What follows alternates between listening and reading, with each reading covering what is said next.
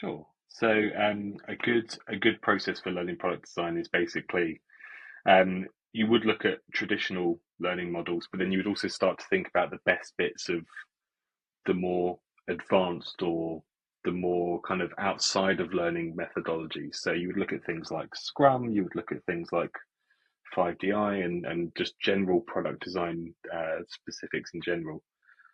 And you would start to think about how does that all apply to learning. So you would start your thinking, sorry, with the problem. So you would start to think about you have your ultimate problem, you start to break that down into almost a family tree because you're not attacking one problem, you're probably attacking a collection of different things. So by attacking those collection of different things, you're chipping away at the main goal. Um, your product will need to be many things to many people. Um, you're not the only person it's going to be used for. So again, a big thing for product design focusing for a product design focused process is removing your ego, removing yourself from almost thinking about yourself as the customer. So whilst you're the designer and you might naturally be somebody that this could be aimed at, you're not designing it for you. You're designing it for an audience. You're designing it for a go-to-market strategy.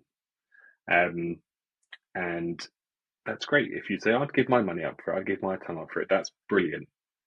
But you're one person and you want it to be successful across multiple people.